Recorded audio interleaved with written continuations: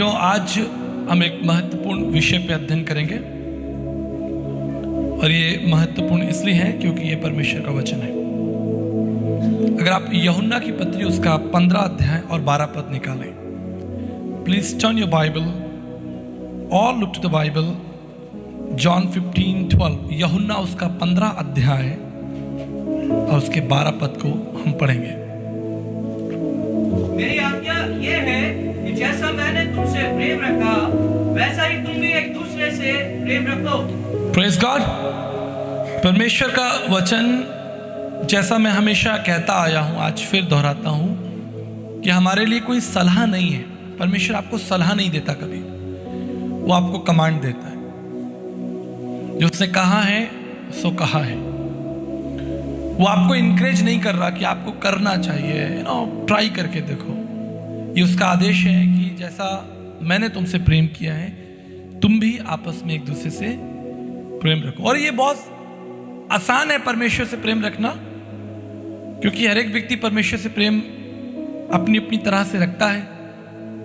लेकिन अपने पड़ोसी से, अपने आसपास के लोगों से प्रेम करना उतना ही कठिन है। कठिन है कि नहीं? आप बताइए कठिन है कि नहीं है? ये कठिन इसलिए है क्योंकि जो सामने आपके व्यक्ति है या हो सकता है उसकी विचारधारा आपकी विचारधारा से मेल ना खाए, या उसका जो इंटेलिजेंस है आपका इंटेलिजेंस जो है वो मेल ना खाए, आपकी योग्यताएं उसकी योग्यताओं से मेल ना खाए, उसकी अपब्रिंगिंग किस कल्चर में, किस भाषा में हुई है। और कई ऐसे कारण हो सकते हैं जिसे जानने के बाद आप सामने वाले को छोटा या कमजोर समझें। लेकिन जरा इसे परमेश्वर की दृष्टि से देखें, जो सर्वशक्तिमान है, सर्वज्ञानी, सर्वव्यापी है। वो सब जानता है आप क्या कर रहे हैं, सब जानता है क्या सोच रहे हैं, आपके मन में क्या जा। फिर भी उसने आपसे प्रेम किया बिना किसी भेदभाव के। यहां तक इतना प्रेम किया कि उसने स्वर्ग की महिमा को छोड़ा और इस संसार में मनुष्य बनकर हमारे लिए मृत्यु को सहने के लिए आ गया। इतना प्रेम। बाइबल कहती है कि उसने अपने प्रेम की भलाई इस रीति से हम पर प्रकट की। परमेश्वर ने अपने प्रेम की भलाई हम पर इस रीति से प्रकट की कि जब हम पापी थे उसने हमारे लिए मृत्यु को चख लिया। मैं कह सकता हूं कि जो फाइनल स्टैंडर्ड है लव का, वो हम देखते हैं कि परमेश्वर ने हमसे कितना प्रेम किया। और वही परमेश्वर अब आपको और मुझे आज्ञा देते हैं कि हम क्या करें, हम आपस में प्रेम रखें। लेकिन हमारा प्रेम आपस में नहीं हो पाता, उसके पीछे कई कारण हैं और 2-3 कारणों पर हम आज मनन कर लेंगे। कारण बहुत हैं लेकिन 1-2 कारणों पर हम मनन कर लेंगे। जो सबसे बड़ा कारण मैं अनुभव करता हूं वो कहीं ना कहीं प्राइड है। ये प्राइड स्पिरिचुअल भी हो सकता है, ये प्राइड सोशल भी हो सकता है, ये प्राइड आपके मेंटल लेवल का भी हो सकता है, आपके फाइनेंशियल लेवल का भी हो सकता है। घमंड जो है वो हमें आपस में एक दूसरे से प्रेम करने से रोक देता है। स्वार्थ जो है वो हमें आपस में, प्रभु क्या चाहता है? प्रभु चाहता है कि आप आपस में प्रेम रखें। प्रभु ने पतरस से क्या कहा? पतरस, तू मुझसे प्रेम करता है? 3 बार प्रभु यीशु मसीह ने अपने शिष्य पतरस से, पीटर से कहा, डू यू लव मी? तीसरी बार तो वो एकदम झुंझला गया, कहता, प्रभु आप जानते हैं मैं आपसे प्रेम करता हूं, इसमें क्या दिक्कत है? ये पतरस क्या कहता है कि मैं अंत तक आपके साथ रहूंगा। तो प्रभु ने इससे मुंह से उगलवा लिया, कन्फेस करा लिया। कहता मुंह से निकली हुई बात जो है वो कोई मन में सोच रहा था लेकिन मुंह से बुलवाया प्रभु ने, डू यू लव मी? और 3 बार बुलवा कर परमेश्वर ने उसको एक बड़ी चुनौती दे दी। अगर तू मुझसे प्रेम करता है तो मेरे लोगों से प्रेम कर। Take care of my sheep. यहां पकड़ लिया प्रभु ने उसको। तो अभी मैं आपसे पूछूं, आप में से कितने लोग मुझसे प्रेम करते हैं? तो आप हाथ उठा दोगे, भाई पुराने लोग हो। हाँ भाई, करते हैं, हम आपसे प्रेम करते हैं। लेकिन अगर मैं आपके ऊपर छोड़ूं कि आप आपस में एक दूसरे से कितना प्रेम करते हो, आप पकड़े जाओगे। बहुत आसान है मुझसे प्रेम करना क्योंकि मैं आपका पास्टर हूं, मैं आपका धर्म गुरु हूं, मैं आपको 20 साल से परमेश्वर के राज्य में बढ़ा रहा हूं। मैं जाता हूं, बड़ी बड़ी सभाएं होती है, 20-20, 25-25 हजार, 1-1 लाख लोग आते हैं। बहुत आसान है मेरी तरफ केंद्रित होना, लेकिन आपस में प्रेम रखना, एक दूसरे को रिस्पेक्ट करना, एक दूसरे की स्तुति लेना, यहां हम पकड़े जाते हैं। और परमेश्वर आपसे यही चाहता है कि आप आपस में एक दूसरे से प्रेम रखें और अपने घमंड को जो है वो बीच में, स्वार्थ को जो बीच में ना आने दें। और स्वार्थ और घमंड आपको पता कैसे आता है? भौतिकवाद से, मटेरियलिस्टिक चीजों से आप जो है वो अपने अंदर घमंड लेकर आते हैं, योग्यताओं से अपने अंदर घमंड लेकर आते हैं। संसार की चीजें आपको जो है वो घमंडी बनाती हैं, स्वर्गीय चीजें आपको कभी घमंडी नहीं बनाएंगी। जो योग्यताएं परमेश्वर आपको देगा, जो गुण स्वभाव यीशु आपको देगा, उसमें आपको घमंड नहीं। घमंड कैसे आएगा? मेरे पास ये वाली गाड़ी है। आप अपने दरवाजे पर महंगी गाड़ी खड़ी कर दीजिए, मैं आपको दावा देता हूं, आप सवेरे उठ के ये देखेंगे कि पड़ोसी देख रहे हैं कि नहीं देख रहे। मैं प्रभु के मंच पे खड़ा हूं, गारंटी देता हूं, अगर आपके घर के आगे BMW खड़ी है तो आपको एक खुशी तो है कि आपने BMW खरीद लिया, ऑडी खरीद ली है, लेकिन जो दूसरी महत्वपूर्ण प्रतिक्रिया होगी वो क्या होगी कि कौन देख रहा है कि नहीं देख रहा है। अभी तक पता नहीं पड़ोसियों को पता चल गया कि नहीं पता चल गया, उनको पता चल जाए। भौतिकवाद जो है वो आपके अंदर घमंड लेकर आता है, स्वार्थ बना देता है, आपको स्वार्थी बना देता है। दो बातें हमेशा याद रखें,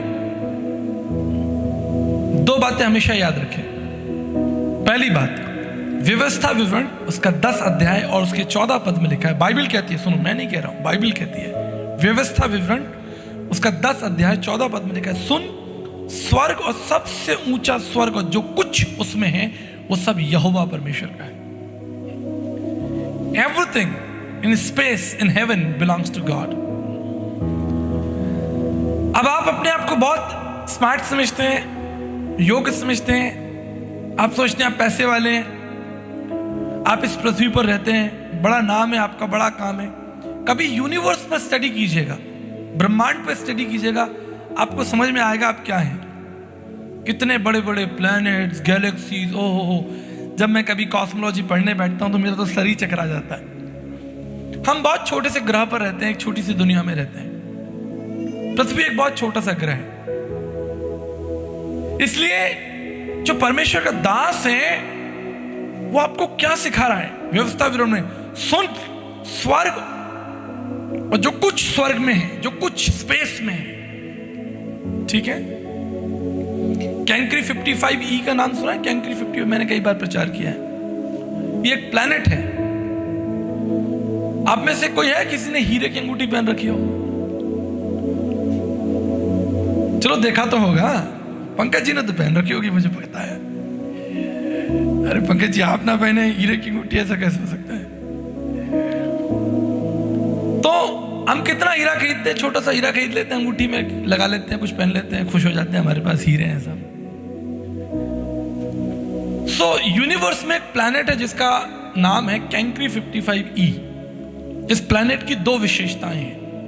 पहली विशेषता यह है कि ये प्लैनेट जो है वो पृथ्वी से दुगना है, डबल साइज ऑफ अर्थ। और इसकी दूसरी विशेषता यह है कि पूरा प्लैनेट ही हीरे का है और ये परमेश्वर का है। परमेश्वर का दास लिखता है, कहता है कि सुन, स्वर्ग और जो कुछ उसमें है वो सब, सारे प्लैनेट्स जो हैं वो परमेश्वर के हैं। स्पेस ऑब्जर्वेशनल साइंस के अकॉर्डिंग तो केवल अभी हम 4% यूनिवर्स को जान पाए। 4% यूनिवर्स जो है वो थोड़ा विजिबल है, जहां तक साइंटिस्ट पहुंचे, यहाँ ठीक है ये प्लैनेट है, ये 96% तो अभी पूरा स्पेस कभी इंसान पहुंच ही नहीं पाएगा। और अगर कभी पहुंच भी गया तो भी वचन क्या कहता है? सब परमेश्वर का है। पहली बात हमेशा याद रखिएगा। दूसरी बात, भजन संहिता 24:1 में बहुत अच्छी बात लिखी है, पृथ्वी और जो कुछ उसमें है वो सब यहोवा परमेश्वर का ही है। ठीक है।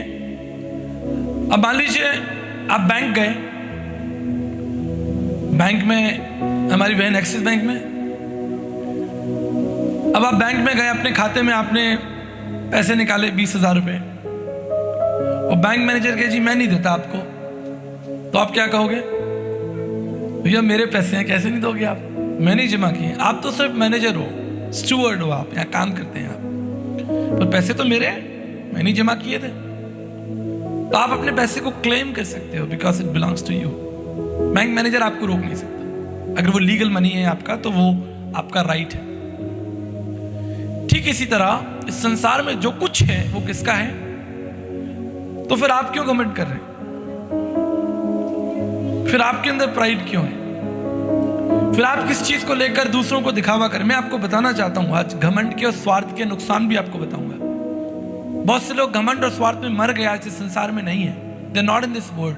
अपने समय से पहले मर के चले गए घमंड की वजह से, स्वार्थ की वजह से। वो एक लंबा जीवन, एक मजबूत जीवन, एक अच्छा जीवन जी सकते थे अगर उनके जीवन में शांति होती, परमेश्वर का भय होता तो वो जीते। लेकिन घमंड और स्वार्थ की वजह से तो बड़ी बड़ी युद्ध हो गए इतिहास के अंदर। दुनिया में जितने लोग अपनी उम्र से नहीं मरे, उससे ज्यादा लोग जो है वो युद्ध में मर गए। और युद्ध किस बात का था? घमंड का था, प्राइड था, चीजों को बढ़ाने का, सत्ताओं को बढ़ाने का। और वो खो गए इस भवसागर में। हम देखेंगे कुछ महत्वपूर्ण पदों को देखेंगे। अगर दानियल की पुस्तक निकालें, दानियल की पुस्तक उसका 4 अध्याय और 30 पद को देखें जरा। Book of Daniel chapter 4 verse 30 है क्या लिखा है? क्या ये बड़ा बेबीलोन नहीं है जिसे मैंने अपने बल और सामर्थ से राज निवास होने को और अपने प्रताप की बढ़ाई के लिए बसाया है? इतिहास में एक राजा हुआ, दानियल की पुस्तक में उसका नाम है राजा नबूकदनेस्सर। अगर आप बाइबल पढ़ते हैं तो आप जानेंगे और आपको आनंद भी आएगा। देखिए मैं फिर बता रहा हूं, जो लोग बाइबल पढ़ते हैं उनको आनंद आएगा। जैसे होनार स्टूडेंट कौन होता है आपको मालूम है? जो टीचर के साथ साथ चलता है। होनार आप कैसे बनते हैं?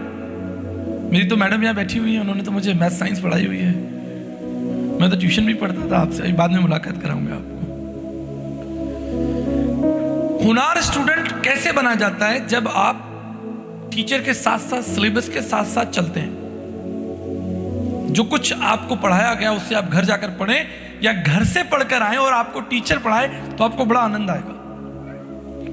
लेकिन अगर आप बाइबल नहीं पढ़ते, आपको बाइबलों के सिद्धांत नहीं मालूम, बाइबल के राजाओं की कहानियां नहीं मालूम, तो फिर आपको एक लेक्चर ही लगेगा कि अरे भैया तो लेक्चर दे रहे हैं।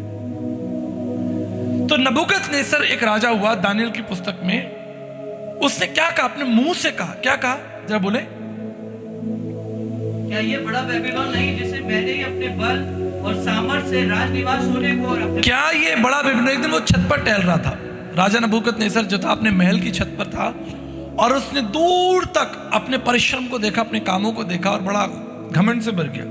जहां तक उसकी आंखें जा रही है वो जमीन उसकी है, वो सारा खेत खलियान उसके हैं, सारे महल उसके हैं। उसने सोल्जर्स देखे होंगे खड़े हुए यूनिफॉर्म के अंदर, बड़े बड़े फाटक देखे, बड़ी बड़ी चीजें देखी, व्यवस्थाएं देखी। और उसके मुंह से एक बात निकल आई, और वो बात क्या थी?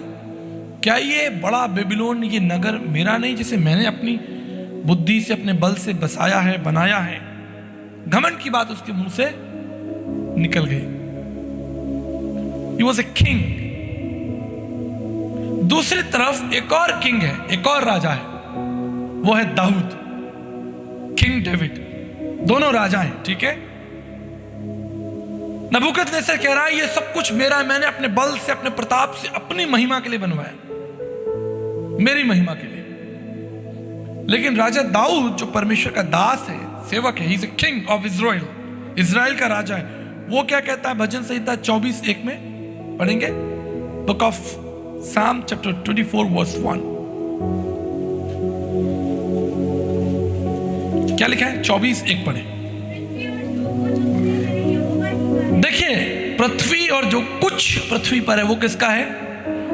आप देख रहे हैं डिफरेंस, देख रहे हैं दो राजाओं के बीच अलग अलग विचार। और आप बताइए, आप किस राजा के साथ खड़े होना चाहते हैं? दाऊद के संग खड़े होना चाहते हैं, क्योंकि उसने महिमा किसको दी? उसने परमेश्वर को महिमा दी। उसके सामने भी एक बहुत बड़ा महल है, जहां तक उसकी नजर जा रही है वो पूरा इजराइल देश उसका है। लाखों करोड़ों लोग जो हैं उसकी सेवा में खड़े। He is a king of Israel. But वो अपने मुंह से क्या क्लेम करता है? वो कहता है पृथ्वी और जो कुछ पृथ्वी में है वो सब परमेश्वर का, उसने परमेश्वर को महिमा दी। मेरे प्रियो, आज आपके पास जो भी कहे, जो भी चीजें आपके पास है, वो सब परमेश्वर की है। और उसे देखकर आपके मुंह से घमंड की बातें नहीं, उसे मुंह से आपके धन्यवाद की जो है शब्द निकलने चाहिए कि मैं धन्यवाद करता हूं कि ये प्रभु ने मुझे दिया है। कोई चीज आप खरीदते हैं, पाते हैं, आपको कोई गिफ्ट भी देता है। मुझे याद है एक अपनी घटना में आपको बताता हूँ। 4 साल की बच्ची थी, मैं आज तक उस घटना को कभी नहीं भूला हूं। और बहुत सुंदर थी, उसकी नीली आंखें थी, भूरे बाल थे, फॉरेनर थी, वो छोटी बच्ची थी। तो मेरे एक फ्रेंड थे, उनकी बेटी थी, वहीं खेल रही थी, मिट्टी में खेल रही थी। तो मैंने उसको बुलाया, मैंने कहा लिसन, मैंने कहा you are so sweet, your eyes are very beautiful, तुम कितनी प्यारी हो। आप जानते हो उसने क्या उत्तर दिया? उसने उत्तर दिया, this is what God made me. उसने कहा कि मुझे तो परमेश्वर ने ऐसा बनाया है। 4 साल की बच्ची। आपसे कोई कहता आप बहुत अच्छे लग रहे हो, हाँ जी हाँ जी हाँ जी, आपको नई गाड़ी मिल गई, जी बिल्कुल। Do you give glory and honour to God for what you have? क्या आप परमेश्वर को महिमा देना चाहेंगे जो कुछ आपके जीवन में है? कोई भी योग्यता, कोई भी पद आपको मिला है, भौतिक चीज मिली है आपको, कोई मटेरियलिस्टिक चीज मिली, कोई पद सम्मान मिला है, नाम मिला आपको, आपका प्रमोशन हुआ है, आप किसको ऑनर देना चाहेंगे? जो व्यक्ति परमेश्वर को ऑनर देगा उसका नाम स्मरण रखा जाएगा। आज हम नबूकदनेस्सर के बारे में क्या जानते हैं? बस एक राजा था, घमंडी राजा था। परमेश्वर ने उसे 7 साल जो है वो घास खिलाई। 7 साल बैल के समान, वो बैल के समान घास चल रहा था और ऊपर से ओस टपकती थी और वो देखता था। जब उसका समय पूरा हो गया तब उसे बुद्धि आई, तब वो दोबारा खड़ा हुआ और उसने कहा कि दानियल का परमेश्वर जो होगा वो मेरा परमेश्वर होगा। इसलिए परमेश्वर का वचन जो है वो हमें क्या सिखाता है? नीति वचन 11:2 पढ़ें और उसके बाद याकूब 4:6 निकालेंगे। पहले नीति वचन 11:2 पढ़ें। देखिए, अभिमान जो है ना, याद रखिएगा, थैंक यू सो मच। जब अभिमान आप करेंगे, तैयार रहिए अपमान के लिए। जब आप अभिमान कर रहे हैं तो तैयार हो जाइए कि अपमान जो है वो आपके पीछे पीछे आएगा। जैसे मैं एक एग्जांपल देता हूं ना, आप सूखी मछली का टुकड़ा, एक ड्राई फिश ले लीजिए, सूखी मछली, और उसे जेब में रख के आप वैशाली नगर बाजार में घूमे, एक बिल्ली आपको ढूंढ लेगी। ये कहीं से तो खुशबू आ रही है और वो बिल्ली आपके पीछे आएगी। If you have a dry fish in a pocket, a cat will follow you. ठीक इसी तरह अगर आप अभिमान कर रहे हैं तो निश्चित जानिए कि अपमान आपके पीछे पीछे आएगा, और जब अपमान आएगा तो वो अपमान आपके जीवन में विनाश लेकर आएगा। इसलिए हाँ, एक और पद देख लेंगे, याकूब 4:6 निकाला आपने? हाँ, मैं तो और भी अनुग्रह देता है, इस कारण यह लिखा है, परमेश्वर अभिमानियों का विरोध करता है पर दीनों पर अनुग्रह करता है। देखिए कितना सुंदर वचन है। देखिए, आप परमेश्वर से लड़कर जीत तो सकते नहीं, जीत सकते हैं। इतिहास में बड़े बड़े लोग हुए जिन्होंने परमेश्वर का विरोध किया, लेकिन कोई नहीं जीत सका।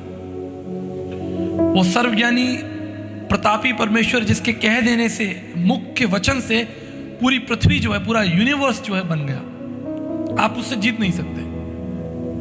इसलिए उसने आपके सामने सरल शब्दों में, स्पष्टता में एक बात लिख दी है, और वो क्या है कि परमेश्वर अभिमानियों का क्या करता है? सामना करेगा परमेश्वर। इससे किसी भी प्रकार के अभिमान को अपने जीवन में ना आने दें। अपनी सुंदरता को लेकर, अपनी योग्यताओं को लेकर, अपनी प्रतिभाओं को लेकर, कोई भी योग्यता प्रभु ने आपको दी है उसके आगे नतमस्तक रहें। आपको मालूम है साउल के विषय में, साउल और दाऊद के युद्ध के बारे में एक बड़ी घटना मैं आपको बताता हूं। कई बार क्या होता है, अगर आप सीधे मार्ग पर चल रहे हैं, मेरी बात ध्यान से समझ लीजिए, अगर आप सीधे मार्ग पर चल रहे हैं और आप कोई गलती नहीं कर रहे हैं, शैतान किसी को भेजकर आपसे गलती करवा देगा। वो कोई ना कोई इंस्पिरेशन, आपके मन की बात नहीं भी होगी तो भी वो कहीं से कोई एक इंफॉर्मेशन ले आएगा और वो आपके कान में डाल देगा। जब दाऊद ने गोलियत को मार दिया, ध्यान से सुनिए, बहुत सीक्रेट आपको बता रहा हूं, सीक्रेट। जब दाऊद ने गोलियत को मारा तो जब दाऊद को लोग लेकर आ रहे थे, जय जयकार करते हुए आ रहे थे, तो उन्होंने गीत गाया था। वो लोग गीत गा रहे थे। क्या गीत है, किसी को याद है? शाऊल ने कितनों को मारा? हजारों को, लेकिन दाऊद ने लाखों को मारा। ये गीत गाया जा रहा था। शाऊल राजा था और उसने देखा कि मैंने तो हजारों को मारा है, लेकिन दाऊद ने लाखों को मारा। ये लोग गीत गा रहे हैं, जबकि उसने कितनों को मारा था? एक व्यक्ति को मारा था, गोलियत को। पर गोलियत इतना ताकतवर था, इतना विराट था फिजिकली, कि कोई उससे लड़ना ही नहीं सकता था। सब भाग गए गोलियत को देखकर। कहानी तो आपको पता है, गोलियत कितना बड़ा दानव था, उससे कोई नहीं लड़ता। पूरी इजराइल की जो सेना थी वो पीछे जा रही थी, लेकिन उसको एक बच्चे ने मार दिया। उसने पत्थर उठाया और घुमाया और मारा और सीधे उसके सर पर। बच्चों को कहानी बता रहा हूं, बड़ों को तो पता है। और यहां पर पत्थर लगा और वो गिर गया। और दाऊद ने तलवार निकाली गोलियत की और उसका सर अलग कर दिया। तो लोग, इजराइल के लोग खुश हो गए। लोग गीत गाने लगे। क्या गीत गा रहे हैं? कि शाऊल ने तो 1000 मारा, दाऊद ने तो लाखों मार दिए। बस प्राइड आ गया, गुस्सा आ गया शाऊल को, और वहां उसके मन में एक जलन जो है वो हो गई। मैं आपको इसलिए बता रहा हूं क्योंकि आप प्रत्येक दिन हजारों लोगों से मिलते हैं। हर समय आप कलीसिया में नहीं बैठे रहते। कलीसिया में आप आते हैं, नेतृत्व पाते हैं, शक्ति ऊर्जा पाते हैं। असली इस्तेमाल तो इसका बाजार में होगा, दुनिया में होगा। और वहां आपके पड़ोसी की तारीफ हो रही है, आप बैठे हैं, ये व्यक्ति बहुत होनहार है, अरे यार उसको देखो, और आप देख रहे हैं कि मेरा बॉस किसके बारे में बात कर रहा है। अरे यार वो व्यक्ति बहुत कामयाब है। आप देख रहे हैं कि आपके ऑफिस में किसी के लिए ताली बज रही है, और आप देख रहे हैं मेरे लिए नहीं बज रही, उसके लिए बज रही है। आपके मन में एक ईर्ष्या आ गई, एक कंपटीशन आ गया, एक गुस्सा आ गया उस व्यक्ति के प्रति। और वहीं से जो विनाश जो है वो शुरू होगा। ऐसे समय में आपको क्या करना चाहिए? अगर किसी और की तारीफ हो रही है तो आपको शाऊल के समान गुस्सा करने की जरूरत नहीं है। आप उसकी योग्यता के लिए, उसकी उन्नति के लिए परमेश्वर का धन्यवाद करें। और अगर आप एक सच्चे विश्वासी और मसीह हैं तो जाइए और उसके कंधे पर हाथ रखिए और उसे अभिषेक दीजिए, उसे प्रार्थना कीजिए, उसकी प्रशंसा कीजिए, कहिए कि आपने बहुत अच्छा काम किया है, प्रभु आपको आशीष दे। मैं आपके लिए निश्चित प्रार्थना करूंगा, बजाय इसके कि आप उससे कंपटीशन करें या अपने मन में उसके प्रति जलन रख लें, क्योंकि ऐसा अगर आप करेंगे तो आप बीमार हो जाएंगे। ना केवल मानसिक रूप से लेकिन शारीरिक रूप से भी आप बीमार होना शुरू हो जाएंगे। आपका डाउनफॉल शुरू हो जाएगा, याद रखिएगा। आपको मालूम है अय्यूब के बारे में एक बहुत अच्छी बात जो मुझे लगती है, अय्यूब एक धनवान व्यक्ति था लेकिन उसमें कोई घमंड नहीं था। मिडिल ईस्ट का उस समय सबसे रिच पर्सन था। आज कोई व्यक्ति धनवान हो, बलवान हो, ज्ञानवान हो और वो नम्र और दीन हो, ये कॉम्बिनेशन दिखता नहीं है। आप चले जाइए, तमाम नेताओं के पास चले जाइए, अभिनेताओं के पास चले जाइए, ऐसे लोगों के पास चले जाइए जो योग्यताओं से भरे हो, जिनकी फोटोएं छप रही हैं अखबारों में, जिनकी जय जयकार हो रही है, प्रशंसा हो रही है, जिनका मान सम्मान बढ़ रहा है। जितना उनका मान सम्मान बढ़ रहा है, जितनी उनको ऊंचा उठाया जा रहा है, उतना उनके अंदर एक एंगर जो है, समझ रहे हैं आप, डिफरेंट काइंड ऑफ एंगर।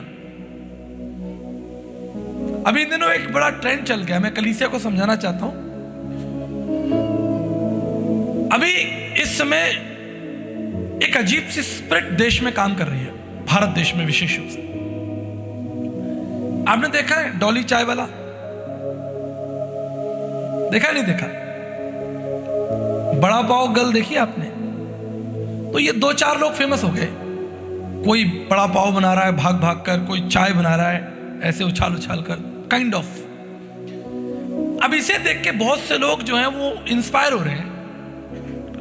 तो वो एक बार में कोई 30 समोसे बना रहा है, कोई उछाल उछाल के बना रहा है, कोई डोसा बना रहा है, कोई लेट लेट के कुछ कर रहा है, कोई धूप में खड़ा है, कोई गन्ने का जूस उछाल रहा है और वापस उसको वो आ नहीं रहा, वापस नीचे गिर रहा है।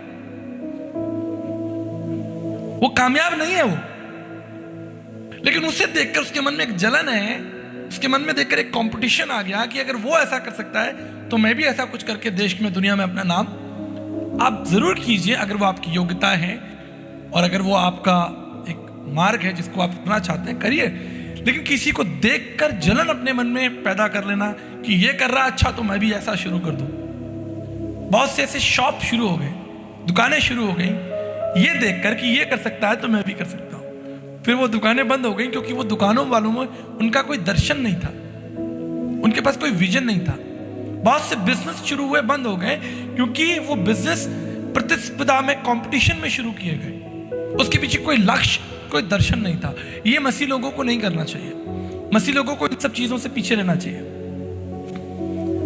आप जरूर काम कीजिए, नौकरी कीजिए, कोई योग्यता प्रभु ने आपको दी है, कीजिए, उसे बढ़ाइए, शांति से बढ़ाइए, बजाय इसके कि आपको मालूम है, मैं एक व्यक्ति से बात कर रहा था जो ट्रैफिक में सीनियर ऑफिसर है। तो उन लोगों की ट्रेनिंग्स होती है, जो ट्रैफिक ऑफिसर्स होते हैं, पुलिस ऑफिसर्स होते हैं, उनकी एक ट्रेनिंग होती है। उस ट्रेनिंग में मुझे उन्होंने बताया कि हमारे 50% जो एक्सीडेंट होते हैं उसके पीछे कारण जो होती है वो रेस होती है, दौड़। जो हाईवे पर या जगहों पर जो एक व्यक्ति तेजी से गाड़ी चला रहा है तो दूसरा उससे आगे निकलना चाहता है, हाईवे पे दौड़ होती है और फिर एक्सीडेंट हो जाता है। कंपटीशन जो है वो आपको विनाश की तरफ ले जा सकता है अगर आप उसका एक सही हिस्सा नहीं है। और ये तब आता है जब आप जलन रखते हैं, जब आप ईर्ष्या रखते हैं, आप क्रोध रखते हैं, आप आगे निकल जाना चाहते हैं, आप किसी को दिखाने के लिए कोई काम करें। मत कीजिए, मत कीजिए। अगर कोई व्यक्ति रस्सी पे चल रहा है और वो आपका दर्शन नहीं है तो आप उसे दिखाने के लिए रस्सी पे मत चलिए, आपकी कमर टूट जाएगी। बल्कि प्रार्थना कीजिए, परमेश्वर से मांगिए कि परमेश्वर आपने मुझे कौन सी योग्यताएं दी हैं। ठीक है, तो मैं आपको जल्दी से कुछ महत्वपूर्ण बातें बताकर आगे ले जाना चाहता हूं। जब आपके अंदर प्राइड आएगा, स्वार्थ आएगा आपके अंदर, तो आपके अंदर क्या क्या चेंजेस होंगे सुन लीजिए। What changes you may have. पहली बात, आपको परमेश्वर और परमेश्वर का वचन अच्छा नहीं लगेगा, आप सुनना बंद कर देंगे। आपके कान जो हैं वो थोड़े बंद से हो जाएंगे। देखा है ना, कभी कभी हम जहाज में जाते हैं तो कान बंद हो जाते हैं, ऊंचाई पे जाते हैं, पहाड़ों में जाते हैं, कान बंद हो जाते हैं। वो जब जमीन पर आते हैं तभी खुलते हैं। बहुत से लोगों को प्रॉब्लम होती है, जहाज में बैठते हैं तो उनके कान बंद हो जाते हैं। ठीक है, जब वो नीचे उतरते हैं तभी उनके कान खुलते हैं। तो जब आप घमंड की उस ऊंचाई पर उड़ रहे होंगे, आपको परमेश्वर का वचन, संगति, प्रार्थनाएं या परमेश्वर का वचन जो सुनने में वो शायद आपको इतना अच्छा ना लगे। घमंड आपको आपके प्रिय लोगों से भी दूर कर सकता है, जिनके साथ अभी आप खा रहे हैं, पी रहे हैं, आनंद मना रहे हैं, जो आपके परिवार का, आपके जीवन का हिस्सा है, आपके आसपास जिनसे आप प्रेम करते हैं, जो आपसे प्रेम करते हैं। बहुत से रिश्ते घमंड में टूट गए। प्राइड कई परिवारों में आते हैं ना, भाइयों के अंदर और समाज के अंदर बहुत सी ऐसी बातें हो जाती हैं जिसमें रिश्ते टूट जाते हैं। उसके पीछे अगर आप ढूंढिए, परखिए तो क्या मिलेगा आपको? गांव में लड़ाइयां हो जाती हैं घमंड के पीछे, शहरों में लड़ाइयां हो जाती हैं। प्रिय रिश्ते जो है वो आपके टूट जाते हैं। आपका स्वास्थ्य भी, जो आपका, जब आप घमंड में वॉक करते हैं, when you walk in pride, आपका स्वास्थ्य भी फिर धीरे धीरे ढलने लगता है। आपको शुगर 100% शुगर और आपका बीपी जो है वो हाई रहेगा, क्योंकि आप एक कंपटीशन जोन में, हमेशा टेंस जोन में आप चल रहे हैं। एक टेंशन है हमेशा आपके पीछे। तो याद रखिएगा मेरी बात, आपका घमंड, आपका स्वार्थ आपको कार्यस्थल पर भी नीचे कर देगा। आपके अंदर घमंड। आप मुझे एक बात बताइए, मैं सिंपल सी एक बात पूछना चाहता हूं, बिल्कुल साधारण सी बात। कोई व्यक्ति आपके लिए काम कर रहा है या आपका कोवर्कर है और वो घमंडी है, आप उसे बर्दाश्त कर पाएंगे? वो आपको अपना गुस्सा दिखाए, अपना घमंड दिखाए, आप बर्दाश्त कर लेंगे? क्योंकि आप उसे पैसे दे रहे हैं, वो आपका कोवर्कर है, आप मैनेजर है, वो नीचे आपके लोग काम कर रहे हैं, आप नहीं बर्दाश्त करेंगे। जब आप नहीं कर सकते तो क्या परमेश्वर कर सकता है? क्या और लोग बर्दाश्त कर सकते हैं? इसलिए घमंड जो है उसको बिल्कुल खत्म कर दीजिए, क्योंकि घमंड आपकी जो गति है उसको वो क्षति पहुंचा के ही रहेगा, आपकी गति को नष्ट कर देगा। जहां आप आगे बढ़ रहे थे, लोग आपको वेलकम कर रहे थे, आपकी नम्रता के लिए, आपकी मिठास के लिए, आपकी भाषा के लिए। केबीसी में एक व्यक्ति जो करोड़पति बन गया था, आपको याद होगा, मुझे अब इसका नाम नहीं याद आ रहा है, एक व्यक्ति था, वो बहुत गरीब था और वो केबीसी में बन गया। उसके बाद वो इतना उसके अंदर प्राइड आ गया, बिहार से था आई थिंक, उतना प्राइड आ गया और he lost his money, he lost his credibility.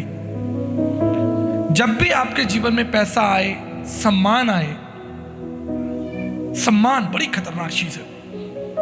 सम्मान आपके अंदर तुरंत घमंड ले आएगा।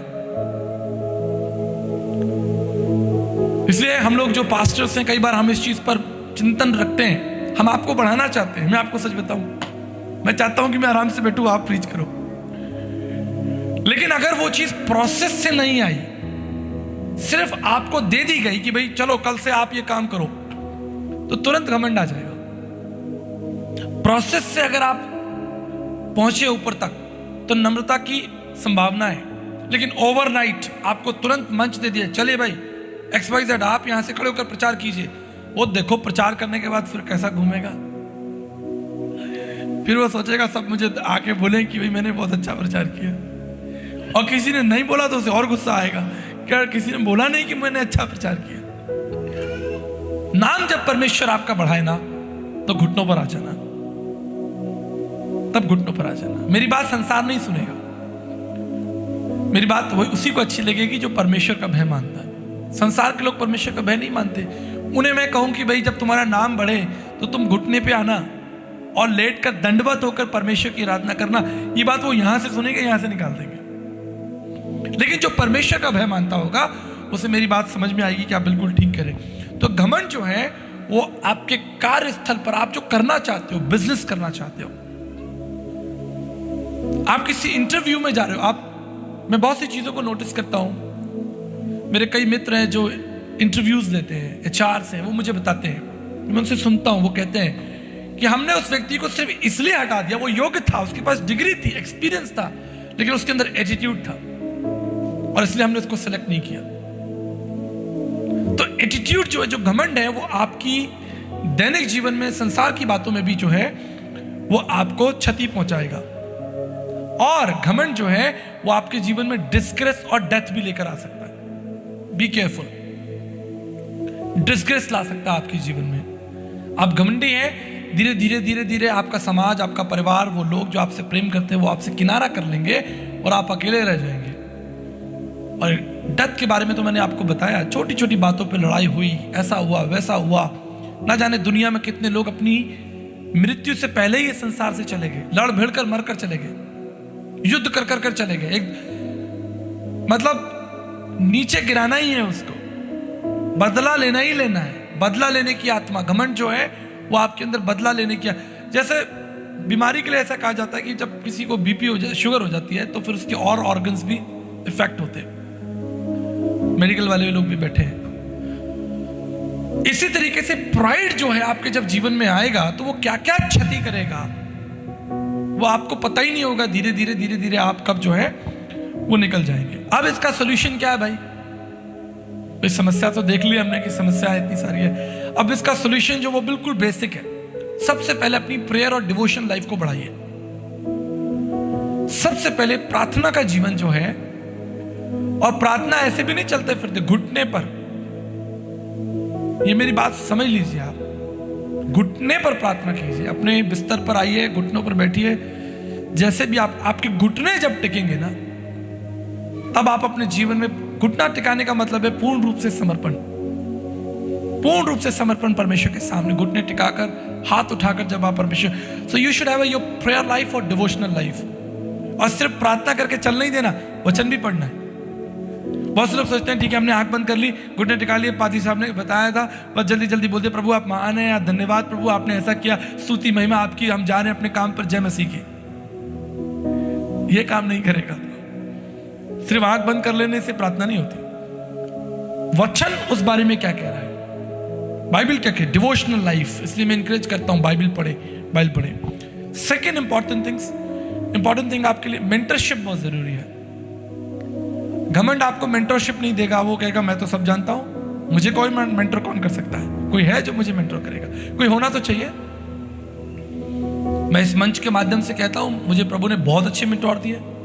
आचार्य दया प्रकाश जी मेरे मेंटोर रहे, पंडित धर्म प्रकाश शर्मा जी मेरे मेंटोर रहे, डॉक्टर विक्टर चौधरी मेरे मेंटोर रहे। ऐसे मेंटोर जिन्होंने हमें शेप दी, हमें आकार दी, हमें बढ़ाया, हमें सिखाया, हमसे बातें की, हमें एक नई दिशा दी। आपके जीवन में एक मेंटोर होना बहुत जरूरी है, जिससे आप अपनी बातें कह सकें, अपनी बातों को आप सोचे कि मैं तो चुपचाप रहूंगा, अंदर ही अंदर सब करता रहूंगा, किसी को पता नहीं चलेगा, आप फंस जाएंगे। एक दिन आप बड़े किसी मार्ग में जाकर उलझ जाएंगे, फिर निकल नहीं पाएंगे, क्योंकि आपने किसी से सलाह नहीं ली। बाइबल कहती है बुद्धिमानों की संगति में बैठ तो तू भी बुद्धिमान हो जाएगा। अपने बड़ों से, बच्चों के लिए तो आपके सबसे अच्छे मेंटोर आपके माता पिता है।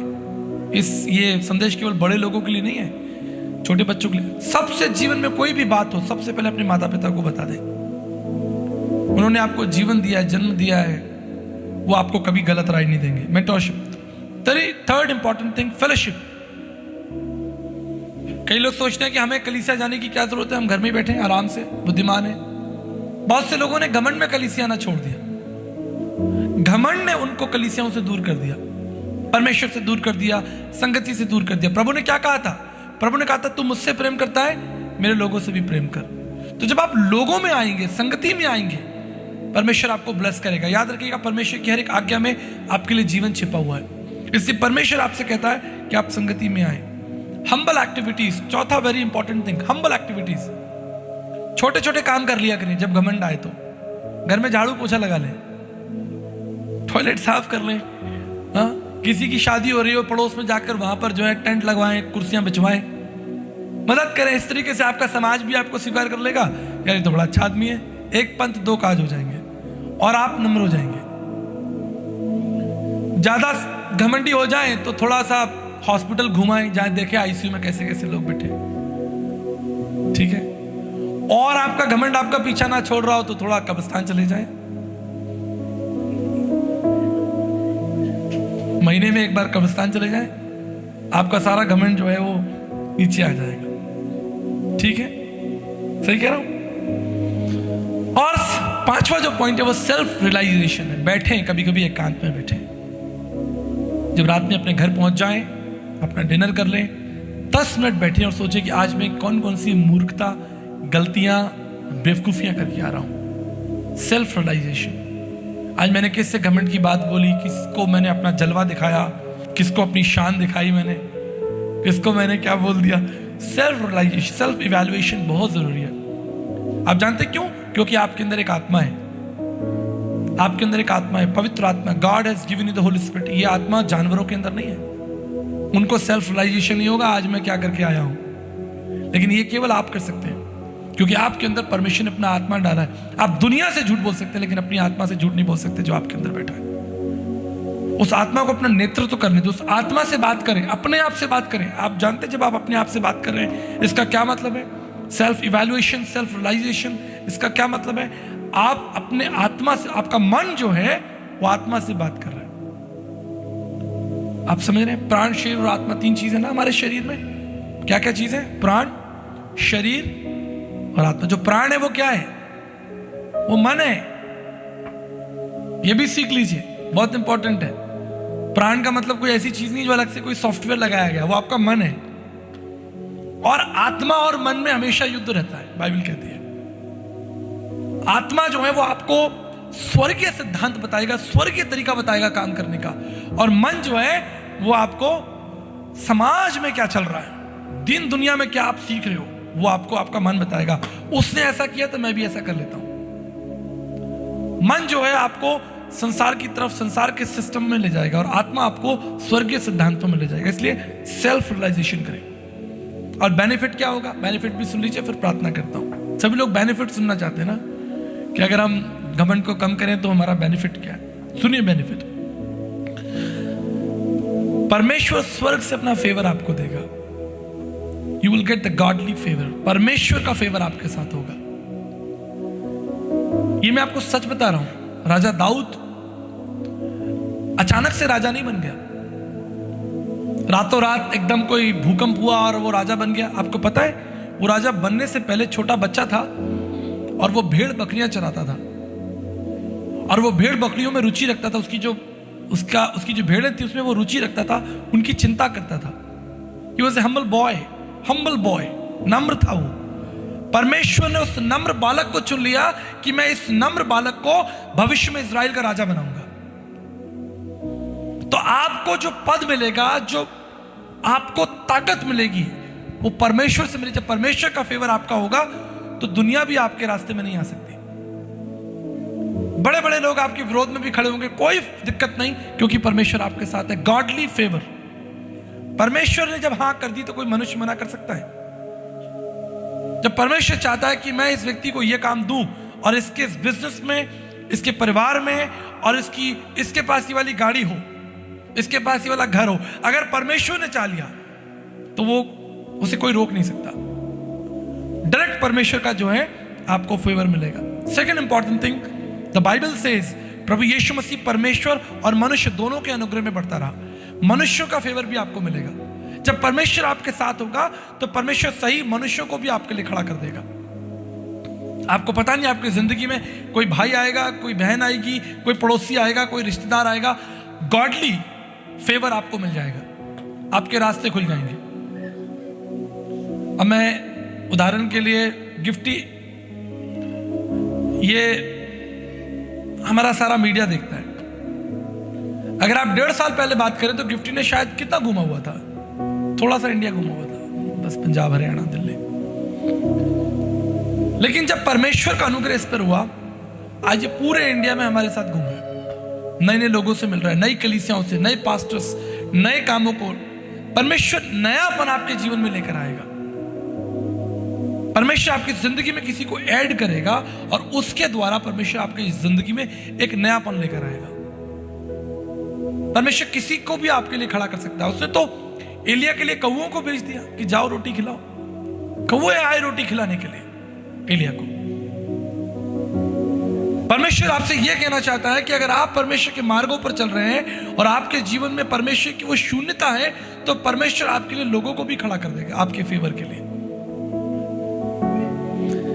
और आपको सेकुलर लोगों का भी फेवर मिल जाएगा। याद रखिए, गॉडली लोग तो हैं, आपको सेकुलर लोगों का भी फेवर मिल जाएगा। कोई पुलिस अधिकारी, अच्छा वकील आपको मिल जाएगा, अच्छा डॉक्टर आपको मिल जाएगा, जो शायद परमेश्वर को नहीं जानता हो, लेकिन जब परमेश्वर उसे खड़ा कर देगा कि ये मेरा जन है, उसके मन में आपके प्रति प्रेम और धीरज डाल देगा, तो वो डॉक्टर, वकील, इंजीनियर, साइंटिस्ट कोई भी हो सकता है आपकी जिंदगी में, आपको अच्छा पड़ोसी दे सकता है परमेश्वर। सेकुलर लोग भी आपके लिए खड़े हो जाएंगे अगर आप नम्र होंगे, आपके अंदर स्वार्थ नहीं होगा, और आपके व्यवहार को देखकर सेकुलर लोग, परमेश्वर के लोग नहीं, सेकुलर लोग भी आपकी प्रशंसा करेंगे कि नहीं, ये व्यक्ति अच्छा, ये व्यक्ति अलग है। और बहुत से लोगों ने अपने जीवन के द्वारा ही गवाही दी है बड़े बड़े मंचों पर, क्योंकि उनका जीवन नम्र था, स्वभाव नम्र था, और उनको उठाया गया, संसार ने उनको वेलकम किया। और आप जानते हैं, जब आप नम्र होंगे, आपके जीवन में घमंड नहीं होगा, आपकी उन्नति जो है वो निश्चित है। ये मेरा आपको प्रभु के मंच से प्रॉमिस है, प्रभु में होकर प्रॉमिस आपको कर रहा हूं, आपकी उन्नति निश्चित है। अगर आप नम्र और दीन हैं, रियल वाला, ऐसा भी नहीं कि दिखाने के लिए 2 मिनट के लिए बन जाए, ऐसा भी हो सकता है ना, नहीं हो सकता। 5 मिनट के लिए हम अपनी बुद्धि से नम्र हो जाएं, 5 मिनट के लिए हम जो है किसी को दिखाने के लिए थोड़ा ऐसा हलो हो जाए, ऐसे झुक जाए, ऐसे, है ना, भैया अच्छा मैसेज दिया था, आज तो झुकना ही झुकना है। अभी देखना आप संदेश के बाद सब नम्र हो जाएंगे, थोड़ी देर के लिए, थोड़ी देर के लिए तो होगा, ऐसा हो ही नहीं सकता। लेकिन जरा बाहर निकलो धूप में। अभी परसों की बात, आपको एक बात बताकर समापन की ओर ले जाना चाहता हूं। मैं मार्ग में आ रहा था, भैया के बच्चे की शादी का वो एंगेजमेंट था, तो हमारी गाड़ी टोल पर खड़ी हुई थी, मेरी गाड़ी टोल पर खड़ी हुई थी, बिल्कुल स्टॉप थी। पीछे से 2 लोग आए, उन्होंने हमारी गाड़ी को धाम से टक्कर मारी। हम लोग बाहर उतरे, देखा तो गाड़ी में थोड़ा बहुत डैमेज था, ज्यादा नहीं, थोड़ा बहुत डैमेज था।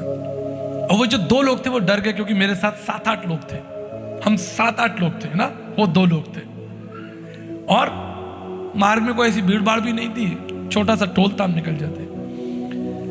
अब आप बताइए, वहां पर अगर कोई अनगॉडली व्यक्ति होता, हमारी जगह 7-8 अनगॉडली लोग होते, तो वो क्या करते उन 2 लोगों को? हाँ, क्या करते हैं? आप जानते हैं कि वो 7-8 लोग उन 2 लोगों का क्या करते हैं? मैंने कहा कोई बात नहीं, आराम से, take it easy, don't worry. अपने मन से आप बिल्कुल घबराहट को निकाल दीजिए। उन्होंने ये एक्सपेक्ट नहीं किया था, वो तो डर गए थे कि ये अंदर गाड़ी के अंदर जो लोग बैठे हैं, अब ये हमें, है ना, मैं मन से ऐसी बातें नहीं बोलता हूं, वो सब आपको पता है क्या होगा। हमारी बहन बेटी, वो तो फिल्म से है, तो फिल्म में क्या क्या चीजें यूज की जाती हैं, वॉशिंग पाउडर। तो मैंने कहा आप सबसे पहले धीरज रखिए, हम आपके संग कोई अनुचित व्यवहार नहीं करेंगे, हम आपसे नहीं लड़ेंगे, कोई बात नहीं, आराम से, रिलैक्स। हमने उनको रिलैक्स किया। फिर हमने उनसे उनका नाम पूछा, आप क्या करते हैं? मैंने पूछा आप क्या करते हैं? मैंने कहा मैं रेलवे में काम करता हूँ, जोधपुर में रहता हूँ। ठीक है, कोई बात नहीं। मैंने कहा आप क्या चाहते हैं? तो उन्होंने खुद गाड़ी को आगे बढ़कर देखा, इंस्पेक्ट किया, देखा कि कितना डैमेज है, क्या है। हमने उनसे कुछ नहीं कहा। उन्होंने अपनी जेब से थोड़े से पैसे निकाले कि आप अपनी गाड़ी ठीक करा लीजिएगा। मैंने उनसे कहा कि अगर ये गाड़ी ठीक हो जाती है और अगर इसमें से पैसे बच जाएंगे, हम आपको पेटीएम करके वापस करेंगे, जीपे करके वापस करेंगे, और ज्यादा लगेगा हम आपसे मांगेंगे नहीं। वो जो देकर गए वो चले गए। आप याद रखिए, आपकी मसीहत, आपकी विश्वास योग्यता और जिस सिद्धांतों को आप सीख रहे हैं, इन सिद्धांतों का सही इस्तेमाल बाजार में है, दुनिया में है। जब आप दुनिया से भिड़ेंगे, लोगों से भिड़ेंगे, उस समय आपकी दीनता, आपका स्वभाव, आपका प्रेम और ये सारी बातें जो हम अध्ययन कर रहे हैं, हम उसे जानेंगे। फिर प्रिय, अंतिम बात बताकर मैं समाप्त करना चाहता हूं। बाइबल कहती है कि परमेश्वर अभिमानियों का सामना करेगा, घमंडियों का सामना करेगा। परमेश्वर का वचन कहता है कि घमंड जो है वो विनाश को ले आता है, गुस्सा जो है वो विनाश को ले आता है। घमंड आपके अंदर गुस्सा भी लाएगा, घमंड आपके अंदर स्वार्थ भी लाएगा, लालच भी लाएगा। आपके मुंह से घमंड की बातें निकलेंगी। नबूकदनेस्सर के समान आप कहेंगे ये सब मेरा है, I am the best, I am hero, कोई मेरे मुकाबले नहीं है। याद रखिए, अगर घमंड की बात आप मन में आ रही है, आ भी सकती है, उसे मुंह से नहीं ना निकलने दें। हो सकता है कि मन से आते समय आप उसे ना रोक पाए, क्योंकि मन तो सबसे तेज चलता है, लेकिन मुंह को, जीभ को आप रोक सकते हैं। अगर आपने उसे मुंह से रोक लिया, आप विजयी हो जाएंगे। समझ रहे हैं? कभी कभी गुस्सा आता ना, मैं ऐसा कर दूंगा, और आप कर दें क्राइम। मेरे मित्र हैं जो पुलिस में है, वो ऐसा कहते हैं कि क्राइम सोचने की कोई सजा नहीं है। अगर आप सोच रहे हैं कि मैं क्राइम करूंगा, मैं बैंक लूटूंगा, तो इसकी कोई सजा नहीं है। लेकिन अगर आपने लूट लिया तो इसकी सजा है, राइट? तो अगर मन में आ भी गया, हालांकि बाइबल ऐसा कहती है किसी ने मन में सोच भी लिया तो उसने कर ही लिया, लेकिन आप ऐसे भौतिक जगत में रहते हैं जहां किसी भी वक्त शैतान आपको प्रेरित कर सकता है, घमंड, स्वार्थ, अपना कुछ वैभव दिखाने का। तो कम से कम उसे मुंह से निकलने से रोक लीजिए। राजा नबूकदनेस्सर ने कहा कि सब कुछ मेरा है, लेकिन दाऊद ने कहा ये सब यहोवा परमेश्वर का है। और अब लास्ट, सबसे महत्वपूर्ण, प्रभु यीशु जो हमारे विश्वास का सिरमौर है, हमारे विश्वास का आधार है, हमारे विश्वास, हमारे सिद्धांतों की जिसकी हम चर्चा कर रहे हैं, जिस गॉडली इंस्टीट्यूशन की हम चर्चा कर रहे हैं, सोच की हम चर्चा कर रहे हैं, अगर इस पृथ्वी पर उसे किसी ने जिया है तो वो यीशु मसीह है। नम्र और दीन रहा, उसने अपना मुंह नहीं खोला, उसके मुंह से कोई छल की कपट की बात नहीं निकली, अभिमान की बात नहीं निकली। स्वर्ग और पृथ्वी का स्वामी था, स्वर्ग और पृथ्वी को बनाने वाला, जिसने सारे संसार को आकार दिया, प्रभु यीशु मसीह 33.5 साल तक इस पृथ्वी पर मनुष्य बनकर रहा। आदि में वचन था, वचन परमेश्वर के साथ था और वचन ही परमेश्वर था। वो वचन इस संसार में मनुष्य बनकर रहा, लेकिन उसने घमंड नहीं प्रस्तुत किया। वो नम्र रहा, दीन रहा, सरल रहा। अगर आप सरल होंगे तो आप स्वतंत्र होंगे। आज प्रभु यीशु मसीह का साम्राज्य पूरी पृथ्वी पर क्यों है? कभी सोचा आपने? क्या उसने बहुत अच्छा भाषण दिया इसलिए?